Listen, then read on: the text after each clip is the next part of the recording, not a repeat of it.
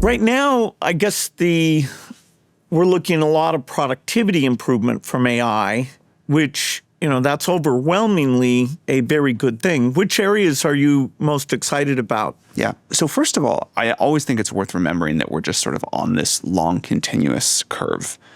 So like right now we have AI systems that can do tasks. They certainly can't do jobs, but they can do tasks, and there's a productivity gain there. Eventually, they'll be able to do more things that we think of like a job today. And we'll, of course, find new jobs and better jobs. And I totally believe that if you give people way more powerful tools, it's not just they can work a little faster, they can do qualitatively different things. And so, right now, maybe we can speed up a programmer 3x. It's about what we see. And that's one of the categories that we're most excited about. It's working super well. But if you make a programmer 3 times more effective, it's not just that they can do 3 times more stuff. It's that they can, at that higher level of abstraction, using more of their brain power, they can now think of totally different things. And it's like, going from punch cards to higher level languages didn't just let us program a little faster. It let us do these qualitatively new things. And we're really seeing that.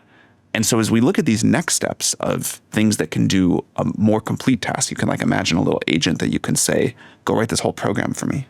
I'll ask you a few questions along the way, but it won't just be writing a few functions at a time. That'll enable a bunch of new stuff. And then again, it'll do even more complex stuff. Someday, maybe there's an AI where you can say, go start and run this company for me. And then someday there's maybe an AI where you can say, go discover new physics.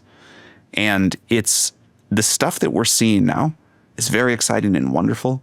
But I think it's worth always putting it in context of this technology that at least for the next 5 or 10 years will be on a very steep improvement curve. These are the stupidest the models will ever be. But coding is probably the single area from a productivity gain we're most excited about today. Massively deployed and at scaled usage at this point. Healthcare and education are 2 things that are coming up that curve that we're very excited about too.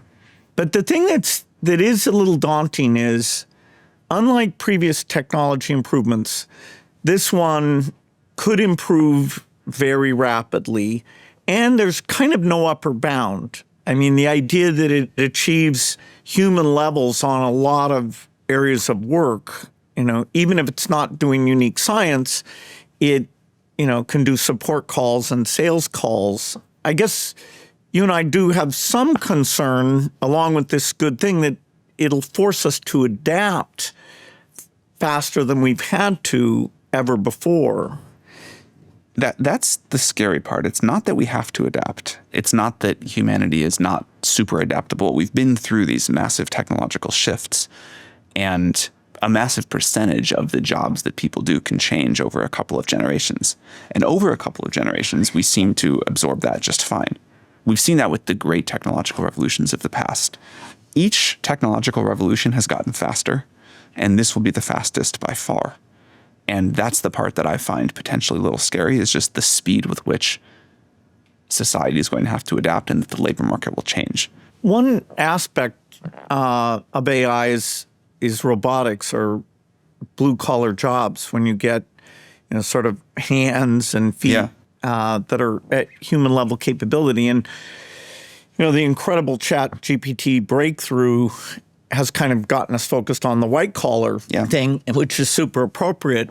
But I do worry people are losing the focus on the blue-collar piece. So how do you see robotics? Super excited for that. We started robots too early.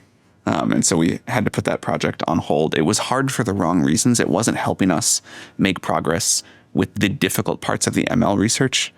And, we were dealing with bad simulators and breaking tendons and things like that. And also we realized more and more over time that what we really first needed was intelligence and cognition. And then we could figure out how to adapt it to physicality. And it was easier to start with that with the way we've built these language models. But we have always planned to come back to it. We've started investing a little bit in robotics companies. I think on the physical hardware side, there's finally, for the first time that I've ever seen, really exciting new platforms being built there. And at some point, we will be able to use our models, as you were saying, with their language understanding and future video understanding to say, all right, let's do amazing things with a robot. But if the hardware guys, who've done a good job on legs actually get the arms, hands, fingers piece, and then we couple it, and it's not ridiculously expensive, that could change the job market for a lot of the blue-collar type work pretty rapidly. Yeah. Certainly the prediction, like the consensus prediction, if we rewind 7 or 10 years, was that the impact was going to be blue-collar work first, white-collar work second, creativity, maybe never, but certainly last, because that was magic and human. Obviously, it's gone exactly the other direction. And I think there's like a lot of interesting takeaways about why that happened. You know, creative work, actually, the hallucinations of the GPT models is a feature, not a bug. It lets you discover some new things. Whereas if you're, having a robot move heavy machinery around, you better be really precise with that. And I think this is just a case of you've got to follow where technology goes, and you have preconceptions, but sometimes the science doesn't want to go that way. Subscribe to Unconfuse Me wherever you listen to podcasts.